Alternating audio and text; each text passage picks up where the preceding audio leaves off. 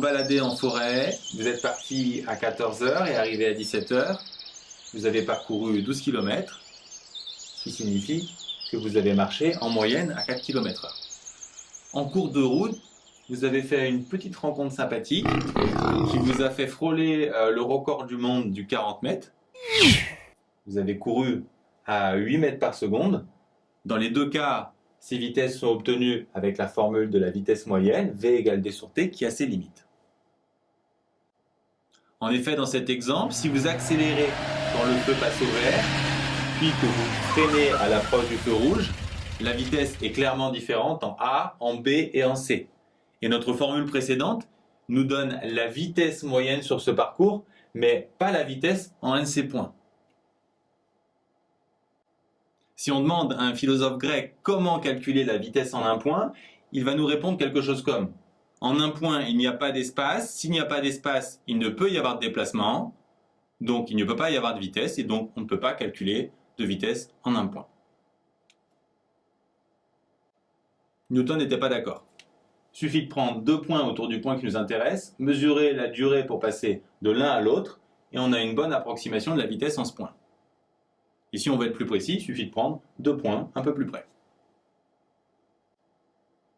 Cette formule peut aussi s'écrire delta x sur delta t, où delta signifie la différence entre la valeur d'arrivée et la valeur de départ, que ce soit pour les x ou pour les t. Ces deux formules nous permettent d'obtenir une approximation expérimentale de la vitesse, mais si on veut une précision absolue, il faudrait que les x soient infiniment proches du a, que leur différence se rapproche de 0, et dans ce cas-là en physique on écrit ça dx, de même pour les t. Et pour comprendre ce que ça veut dire, on va s'appuyer sur un graphique où on a mis les x en ordonnée et les t en abscisse. dt sur le graphique, c'est le petit décalage en t autour de a, de même pour dx qui ici est vertical. Si on fait dx sur dt, c'est combien on monte sur combien on avance. Vous avez vu ça en maths, c'est la pente, ici la pente de cette courbe, et la pente d'une courbe, c'est la dérivée. Donc ici la dérivée de x en fonction de t, donc x' de t. Donc si x de t vaut 5t plus 3, la vitesse, sa dérivée, vaut tout simplement 5. Si x a cette expression, la vitesse vaut tout simplement 10t plus 3. Si le déplacement est vertical, on applique sur les y ce qu'on a vu sur les x. Donc pour obtenir une valeur approximative, on utilise la méthode expérimentale.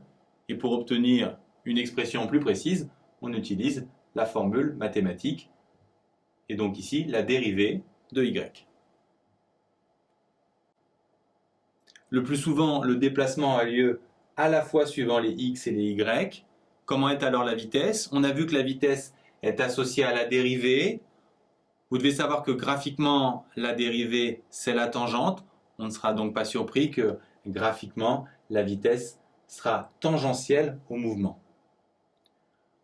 Ensuite, on la décomposera en une composante x et y en suivant tout simplement les deux formules vues précédemment.